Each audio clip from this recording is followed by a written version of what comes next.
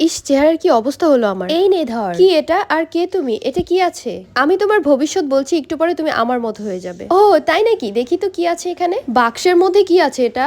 এটা kojic scent soap, যেটা use করলে তোমার স্কিনটা এক শেড ব্রাইট হয়ে যাবে, ফেসের সব ধরনের ময়লা দূর হবে।